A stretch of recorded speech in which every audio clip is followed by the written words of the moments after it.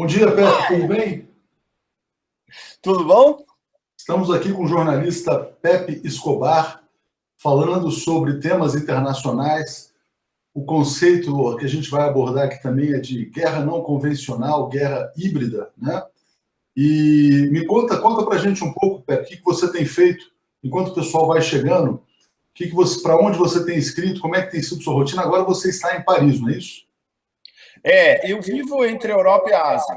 Eu Tá. sou um nômade urbano há décadas, na verdade. E as minhas bases, mais ou menos, são Londres e Paris. Eu vou muito à Espanha, à Itália também, à Suíça quando necessário, a Bruxelas quando tenho que ir, mesmo contra a vontade. E na Ásia, Bangkok e Hong Kong, também desde os anos 90.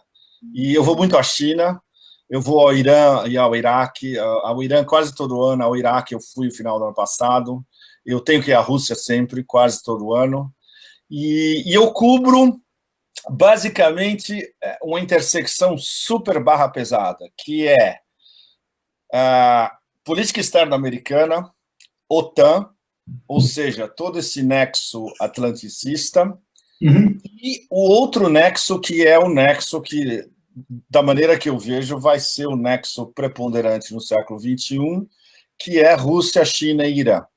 É a chamada Eurásia, né? Eurasia, exatamente. Mas o Brasil no meio dessa confusão? Exatamente. Muito pouca gente, pelo que eu vi, eu não tenho mais saco nem tempo de ler Estadão, Folha, essas coisas. Na verdade, não serve para nada, né? Mas, obviamente, eu duvido que alguém tenha escrito sobre a origem da NSA em toda a história do Brasil. Entre os sites brasileiros, por exemplo, vocês certamente falaram sobre isso, o Nassif falou sobre isso também, e eu quis dar um pouco mais de detalhes em como a estratégia da NSA de vigiar o que está acontecendo na Petrobras, de monitorar todo mundo, de monitorar inclusive o cell phone da Dilma, tudo isso se inscrevia numa estratégia muito mais ampla, muito mais complexa, que era de tentar desestabilizar o Brasil por dentro. Claro, o que aconteceu em 64 é irrepetível num país tão complexo quanto o Brasil. Você pode fazer isso na Ucrânia, que é um buraco controlado por 10 famílias de oligarcas, mas no Brasil não dá mais. Aí, Pepe, quando a gente fala em desestruturar um país por dentro, a gente chega no conceito da guerra híbrida, da guerra não convencional? Totalmente, porque a guerra híbrida, por mais que os think tanks americanos tentam qualificar o que a Rússia faz de guerra híbrida, toda a conceitualização, o conceito de guerra híbrida foi inventado por think tanks americanos, todos. Rand Corporation, foi usado pela NSA, Freedom House, National Endowment for Democracy, todos esses. Basicamente, guerra híbrida significa o fator militar não é o mais importante. O mais importante é uma união de fatores judiciários, especialmente, mediáticos, parlamentares, em alguns casos até mesmo presidenciáveis, e business. E achar um nexo de corrupção no meio de todo dessa nebulosa, digamos assim, e enfiar uma espécie de investigação infinita, que seria, no nosso caso, a Lava Jato, baseada na Manipulite, para tentar desmembrar tudo isso, mas sempre com uma agenda por trás. Se você vai analisar, por exemplo, a corrupção em Brasília, todo brasileiro sabe, melhor do que eu, que estou fora há muito tempo, que Brasília inteira é corrupta, que é o equivalente de você analisar Kiev. Só que é muito mais fácil em Kiev, porque são 10 oligarcas, e no Brasil são 150, 200 famílias, talvez. É bem mais complexo o negócio. E tem dinheiro velho, tem dinheiro novo. Tem dinheiro da aristocracia, tem dinheiro da nova burguesia. Por exemplo, em países como a Ucrânia é muito mais simples. Em países como a Síria, por exemplo, é ainda mais simples, porque é um núcleo só no poder. Agora, Pepe, para fazer você quer estabilizar a Síria, você vai contra o clã Assad, que é o que eles fizeram, e mesmo assim não deu certo. Claro, mas para você promover uma guerra híbrida desse tipo, não é preciso ter uma articulação central? Onde é que está essa articulação, para a gente entender esse processo? Bom, a articulação, você usa lideranças jurídicas, mediáticas e parlamentares e políticas. No caso do Brasil é muito simples, porque o pessoal do Fernando Henrique e seus asseclas, eles têm uma ligação direta com o Departamento de Estado e com o que a gente chama de Clinton Cash Machine, a máquina de dinheiro dos Clintons, que controla o Partido Democrata desde os anos 90. E também a ligação europeia com Tony Blair, que faz parte do mesmo círculo. Então, isso é o que seria a antiga centro-esquerda progressista de valores humanitários, etc., que hoje é uma centro-esquerda liberal e que os próprios eleitores em diversos países descobriram que é apenas uma fachada para um neoliberalismo barra pesada, e eles agora estão sendo destruídos, inclusive nas urnas. Claro. Aconteceu na Inglaterra e acabou de acontecer na Itália na semana passada. É exatamente a mesma coisa. Renzi, que é um pobre coitado, Tony Blair em inglês, até na Toscana, de onde ele vem, eles veem o Renzi pelo que ele é, um predador neoliberal. Um predador neoliberal. Seguindo uma agenda que nem ele elaborou, porque ele não tem capacidade intelectual suficiente para elaborar uma agenda dessa. Essa é uma agenda elaborada em Washington e em Bruxelas. Você acha que o ponto central da articulação pode ser, então, o Instituto Fernando Henrique aqui no Brasil? Um dos pontos centrais? Isso, não, eu não vou arriscar, porque eu não sei como funciona o Instituto Fernando Henrique em detalhe no Brasil. Vocês, inclusive, podem me ilustrar sobre isso. Não, o que eu vejo do Fernando Henrique é como um grande articulador dessas elites no Brasil. Isso sem dúvida. E certamente ele terá usado o seu think tank, como os americanos usam, por exemplo, a Rand Corporation, ou Freedom House, ou Hudson Institute, Heritage Foundation. Todos esses think tanks em Washington, eles seguem uma mesma agenda. Tem uma pequena gradação entre eles. Alguns são mais neocons do que os outros, e alguns posam como, digamos, liberalistas humanitários, digamos. Claro. No Brasil é a mesma coisa. O Fernando Henrique, no Brasil, seria um equivalente do Tony Blair, um liberalista humanitário, com um passado progressista, que depois virou neoliberal hardcore, e com um traço de populismo também. Agora, Pepe, só para a gente não perder esse ponto, quando a gente fala nessa articulação, essa desconstrução dos governos populares aqui no Brasil, ela foi muito intensa na internet, com páginas que foram crescendo e ganhando muitas adesões. Por exemplo, Vem Pra Rua, que depois se descobriu que foi criada dentro de uma fundação do Lehman, bilionário, dono da Ambev. Você teve o próprio MBL, né, Movimento Brasil Livre. Antes disso, Revoltados Online. Essa estratégia dessas revoluções, dessas primaveras árabes, passavam muito por redes sociais, Facebook, tudo isso. Isso não foi acidental aqui no Brasil também, né? Não. Agora, o mais interessante das redes sociais é que você pode usar para qualquer vetor ideológico. Todo o espectro político e ideológico pode ser coberto por uma campanha social realmente forte e precisa. Desde um progressivismo sem nenhuma tintura, até neofascistas que sabem usar. Ou até o exemplo mais alucinante de todos, o Estado Islâmico, que recrutava e ainda recruta, não tanto agora, mas até alguns meses atrás, recrutava na Europa exclusivamente online. Eles recrutavam online e muito tempo depois é que esses caras do subúrbio de Bruxelas ou aqui do Saint-Denis, em Paris, a meia hora de onde eu estou, eles faziam a primeira viagem para a Síria via Turquia. E eu tenho um contato em Gaziantep, no sul da Anatólia, que faz fronteira com a Síria, e falava, nossa, mas o tempo todo estava passando brancos falando francês aqui, que eram justamente os franceses e os belgas, especialmente. Recrutados todos, tudo feito online. E no Brasil também teve uma campanha online pró-golpe fortíssima, e teve uma campanha online anti-golpe tão forte ou até mais forte, que inclui justamente vocês e vários outros sites realmente progressistas e independentes. Não, mas a campanha online pró-golpe tinha muito mais combustível, ela tinha financiamento. Aí que a coisa faz a diferença. Então, nessas guerras convencionais, então você usa eminentemente os elementos, nas guerras não convencionais, os elementos internos para desestabilizar um país. Isso já está teorizado? Já tem muita gente que escreveu sobre isso? Já está teorizado. Tem um livro do Corribko, do Andrew Corribko. Eu não sei se esse livro você pode comprar apenas. Eu tenho uma cópia deles. Inclusive, se ele me autorizar, eu posso passar a cópia para vocês. Vocês distribuem para os leitores também. Ele tem uma teorização bastante avançada sobre guerras híbridas, inclusive detalhando por regiões.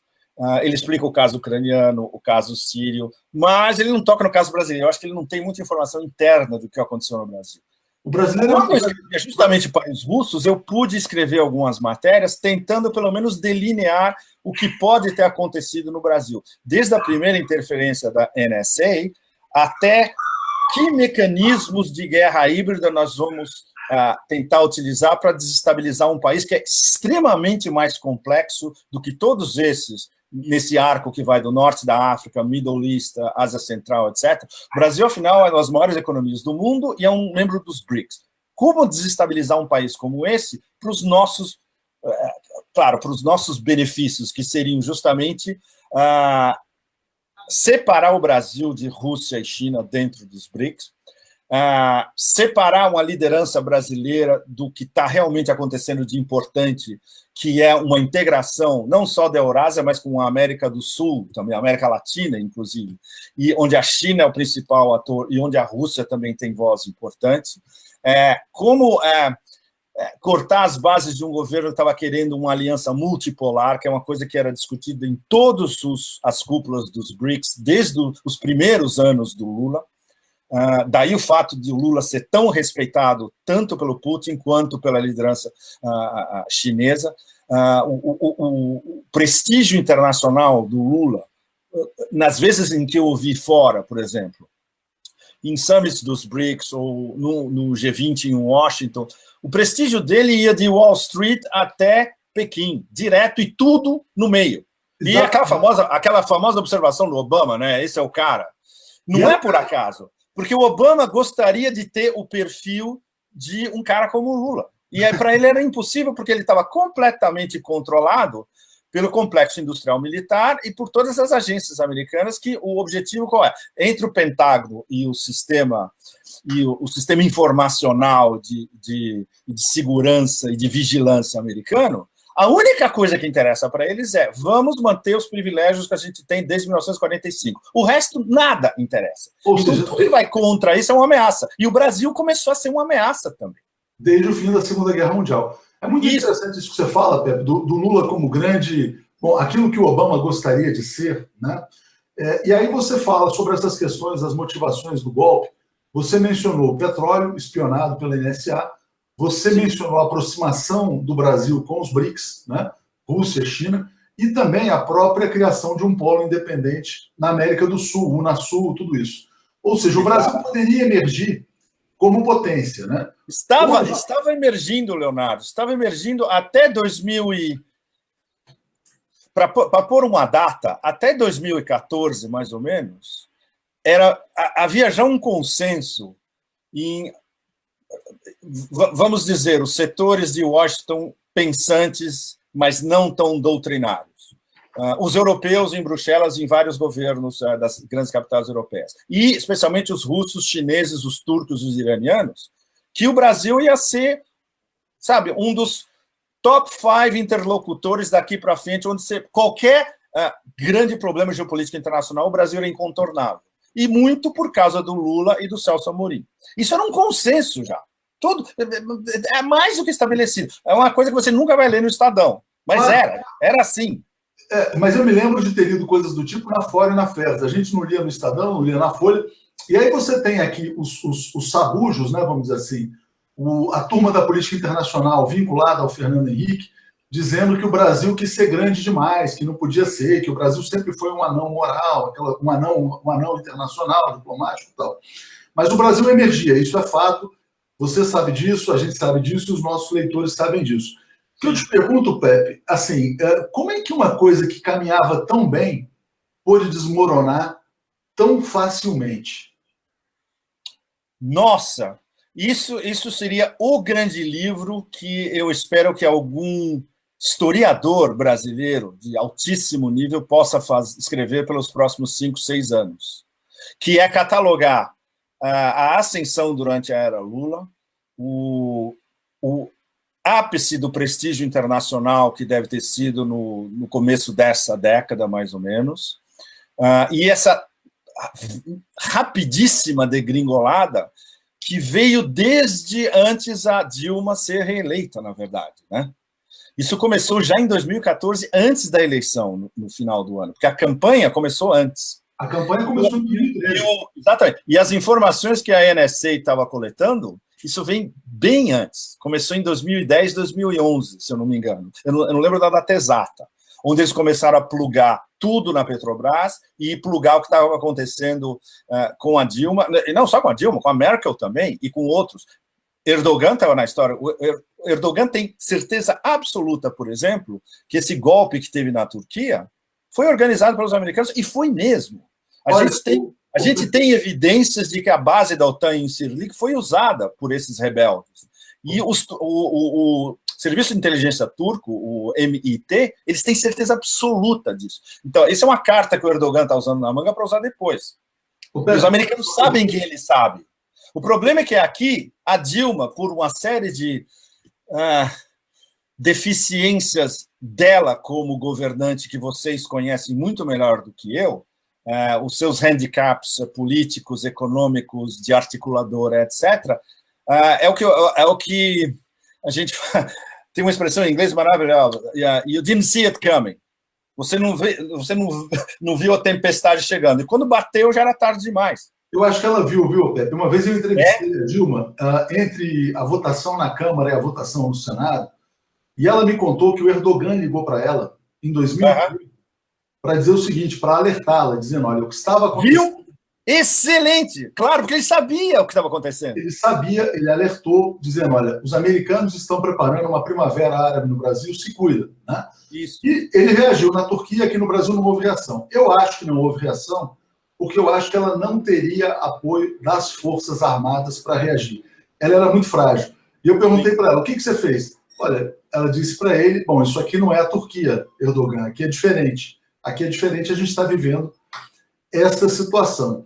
O que eu queria te perguntar é o seguinte, você acha que é possível o Brasil voltar a aspirar, porque o Brasil caiu do status de quase potência ao status de república bananeira, o status mais baixo que o Brasil já teve em todos os tempos. O Brasil nunca foi tão rebaixado, governado por ladrões, subserviente, os caras vêm aqui, tomam a Embraer, fazem o que querem e tal. Bom, agora a questão que eu coloco é possível sair desta posição ou não? Ou agora o Brasil vai ter que se contentar com uma inserção, um realismo periférico, vamos dizer assim? Bom, isso depende muito das próximas eleições. Depende muito se Lula não puder concorrer, digamos, uma constelação de esquerda progressista consegue achar um candidato que tem uma visão do país a longo prazo, como o Lula e o Celso Amorim tinham. Eu acho que isso é uma tremenda... A gente não sabe. Então, a bola de cristal agora não se aplica. Vamos nos perguntar daqui a uns 6 meses, mais ou menos. Né? Se há uma vitória da centro-direita nessas eleições, vai continuar eternamente sendo... Vai virar uma espécie de Nicarágua e El Salvador. Gigante. Com um monte de bananas, exatamente. E não vai sair desse estágio. Muitas bananas, algumas famílias ricas, né, fazendo a corretagem das riquezas nacionais. Né? Exatamente, que elas trabalham para quem? Elas trabalham para multinacionais americanas e para, basicamente, o complexo e para Wall Street. Imagina, o sistema bancário brasileiro hoje ele é regido diretamente por Wall Street. Não existe mais nem intermediários. Né? É um dos melhores lugares do mundo para hot money, e vai continuar sendo. Mas teve uma coisa interessante aqui, Pepe, que foi a seguinte, embora essa guerra híbrida tenha partido dos Estados Unidos para desestabilizar o Brasil, curiosamente, os americanos se beneficiaram muito, evidentemente. Pegaram parte do petróleo, vão levar a Embraer, estão levando muitas coisas. Mas os grandes compradores de ativos brasileiros, porque são mais capitalizados, são justamente os chineses. Os chineses estão levando coisas aqui no Brasil, tipo o setor elétrico, que eles nunca imaginavam que iam conseguir levar tão de mão beijada. Não é um paradoxo? Por exemplo, os americanos promovem jogam a bomba atômica e os chineses é que fazem, que recolhem os escombros?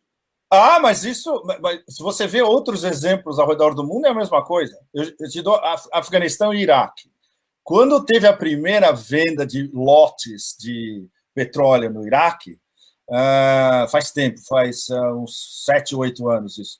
Os americanos pegaram 1 ou 2. Os principais foram pegos pelos Petronas da Malásia, pelos europeus e pelos chineses, claro, também. Na Síria, por exemplo, quem vai fazer a reconstrução da Síria, onde essas forças, eu diria por procuração americanas, na verdade, porque a Jabhat al-Nusra, que é a Al-Qaeda em Síria, eles estavam sendo ajudados pela CIA. É uma vergonha, todo mundo sabe disso. Claro. Isso você não vai ler no New York Times ou no Washington Post, mas todo mundo que é analista independente sabe dessa história. Ou seja, a reconstrução será feita por russos e chineses, você acha? Exatamente. E o próprio Ministério das Relações Exteriores sírio já anunciou a reconstrução vai ser feita por russos, chineses e iranianos também. Os iranianos já estão lá. Pepe, deixa eu trazer. Eu sei que a gente está avançando no tempo, e chegaram aqui várias mensagens sobre a questão do juiz Sérgio Moro, da Lava Jato, né? Você acha que em algum momento, voltando aqui para a América do Sul, depois eu vou te perguntar sobre Venezuela também, você acha que em algum momento a população terá a percepção de que esta operação foi parte de uma guerra híbrida contra o Brasil? Vai depender de vocês, jornalistas independentes brasileiros. Cabe a vocês explicar. Não só em séries de matérias, reportagens, mas livros também, documentários, sabe, um YouTube de 10 minutos, bastante didático, fazendo todas as conexões. Tem que ser extremamente didático, porque você tem que escapar de teorias de conspiração, e isso que aconteceu no Brasil não é uma teoria de conspiração. Isso, na época, em 2016, eu qualifiquei como o mais sofisticado organismo de organização de guerra híbrida tentado até aquela época. E ainda não tem um mais sofisticado do que esse. Comparado com tudo que eles tentaram fazer nas revoluções coloridas, Quirguistão, Ucrânia, Geórgia, comparado com o Maidan na Ucrânia, comparado com o Oriente Médio, por exemplo, a Síria foi um misto de guerra quente e guerra fria, né? Mais guerra quente, porque eles usaram inclusive a Al-Qaeda como aliados. Claro. A Arábia Saudita e o Catar estavam pagando os jihadis para combater o... Ou seja, era um negócio tão descarado que você não podia nem falar de guerra híbrida. Honduras foi um golpe interno, né? Paraguai. Constitucional. Paraguai foi um golpe interno dito constitucional. E o caso brasileiro foi extremamente sofisticado porque estava todo mundo junto. Estava espionagem da NSA, escolher um juiz a dedo que tinha passado pelo Departamento de Estado, ou seja, era um homem de confiança. Tanto assim, quando ele acabar essa história, ele vai se aposentar e vai trabalhar onde? Nos Estados Unidos. Provavelmente vai pegar um condo em Orlando, Sérgio Moro. Todo o judiciário, praticamente. Praticamente todo o sistema parlamentar em Brasília. Toda a grande mídia, mas sem exceção. Não escapou nada. E isso foi organizado em relativamente pouco tempo. Durou, digamos, o ápice de tudo isso foi do fim de 2014 até metade de 2016. Foi em 1 ano e meio você consegue desestabilizar não só um governo, uma administração, mas um país inteiro. Claro. Incluindo todas essas ramificações de destruir os campeões da indústria nacional, entreguismos variados, privatizações a gogô, botar um cara de Wall Street comandando a política financeira, etc. É extremamente... Isso é um case history para escolas de relações internacionais daqui para frente, sem dúvida. Agora, o que me espanta é a facilidade com que eles dominaram todo o poder judiciário, né? Porque você imagina... Esse episódio Lula, ele também caminha para instâncias superiores e tudo lá vai sendo confirmado, mesmo com todas as fragilidades. Então, a condenação em segunda instância por unanimidade, num prazo mais curto, por pressão da mídia, mas também, independente da pressão, tem 3 juízes. Aí depois sobe para o STJ, tem mais 5 juízes. Vai para o Supremo, tem a presidente da Suprema Corte, que não põe o caso em pauta por pressão também de grupos de mídia, né? Isso, para mim, é muito intrigante. Como é que se consegue isso? E eu te pergunto o seguinte, o Brasil vive essa angústia agora da prisão ou não do Lula. Na sua opinião, o Lula será preso e o que isso pode deflagrar como consequência? Posso retornar à pergunta, Leonardo? Pode? Na verdade, é como se eu estivesse representando os meus leitores espalhados pelo mundo. Você está aí dentro. O que você acha?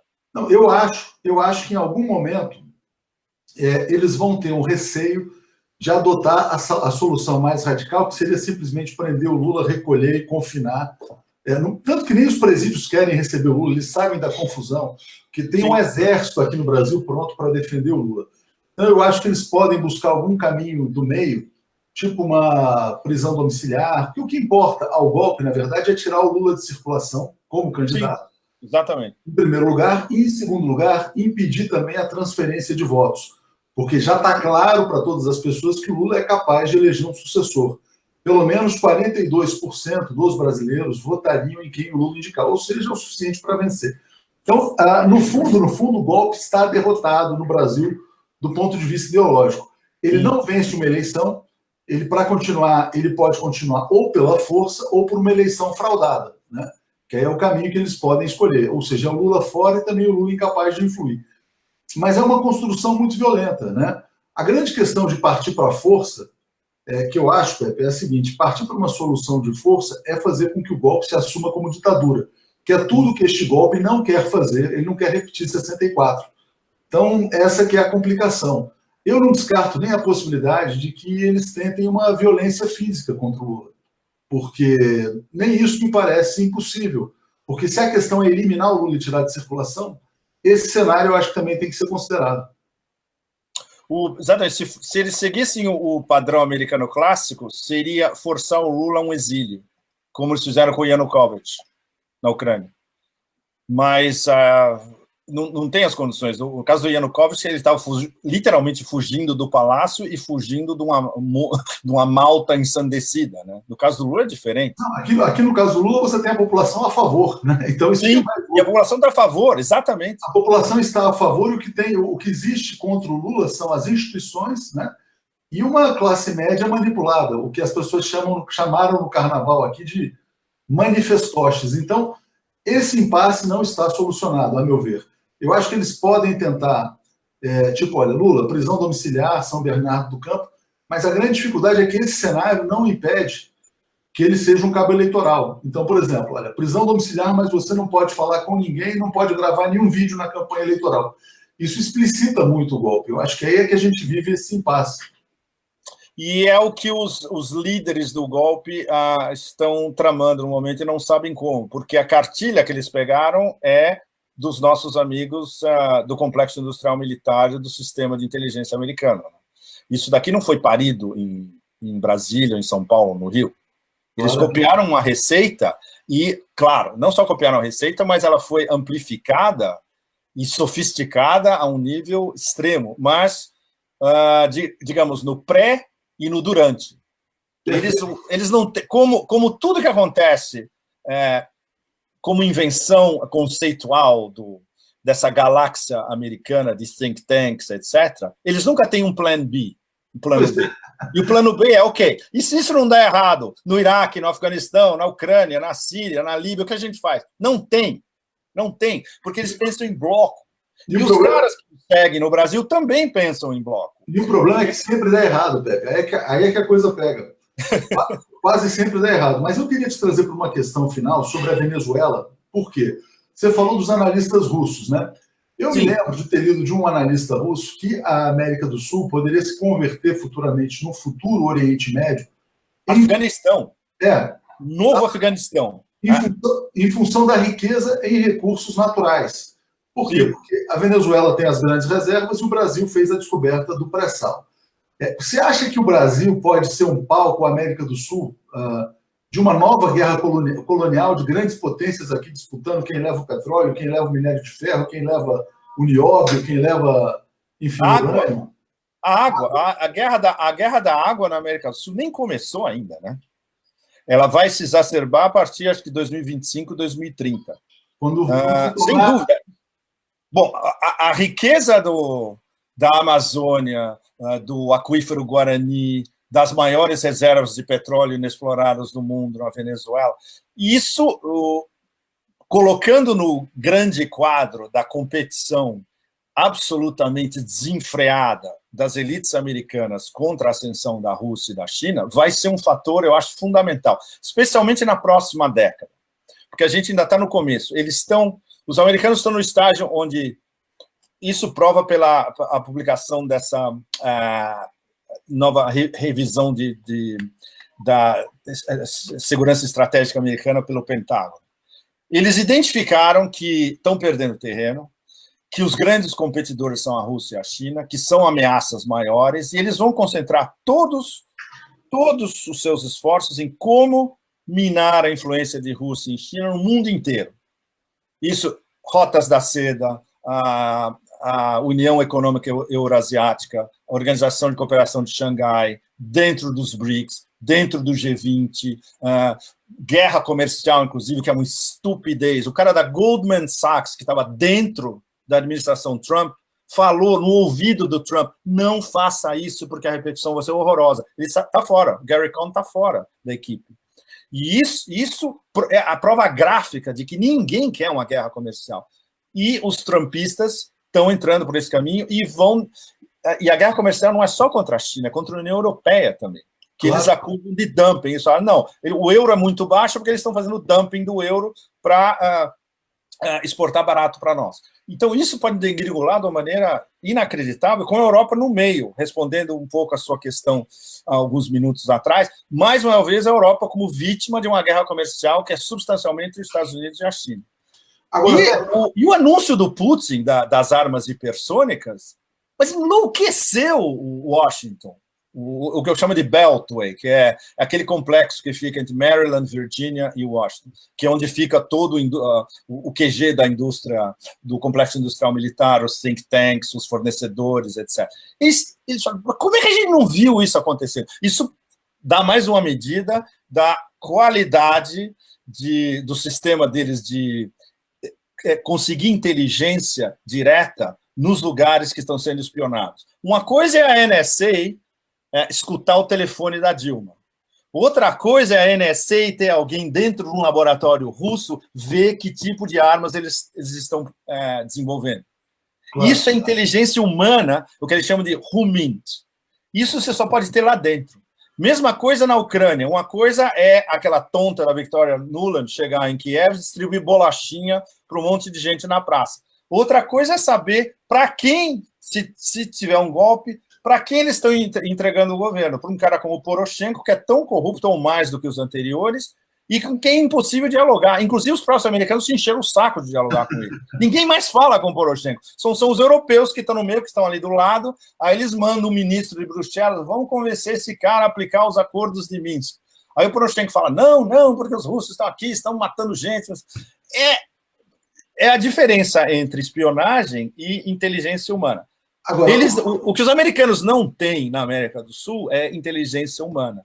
Claro. Eles têm um sistema de espionagem extremamente sofisticado. Agora, uma coisa que existe na América do Sul, diferentemente talvez de outros países, é uma quantidade gigantesca de inimigos internos, de traidores. Inimigos internos, isso, exatamente. Essa é a grande questão, porque você tem uma elite brasileira de mentalidade colonizada que sempre quis ser outra coisa, que talvez preferisse morar na Suíça, em Portugal, na França, nos Estados Unidos. Aqui, né?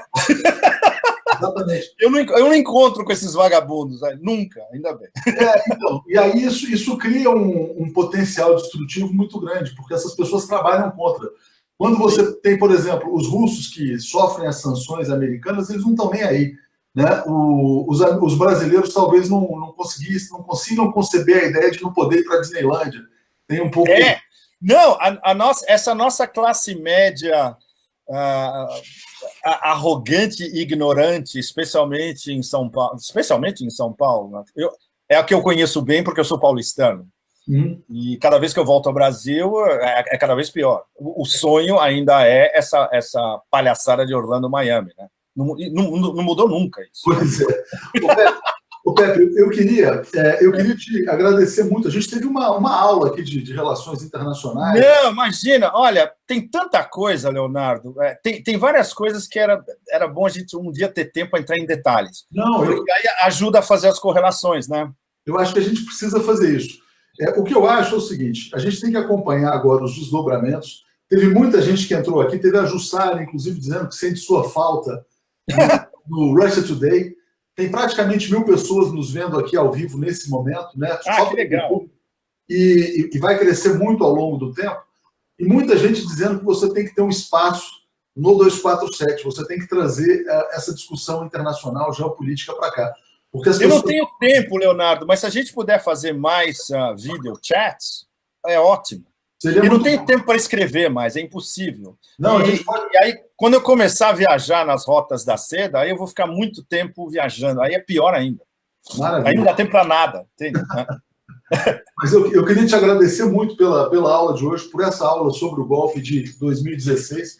Imagina, olha, do Brasil eu tenho que aprender de vocês. O que eu posso falar para vocês é o que está acontecendo do Brasil, vocês me dão aula. Ô, Pepe, eu vou encerrar a transmissão, mas eu te peço só para continuar na linha, porque a gente continua no ar, a gente só corta a transmissão e a gente dá uma palavrinha final aqui. Tudo bem, tá. Obrigado a todos vocês. Hein? Obrigado aí a todo mundo, gente. Valeu.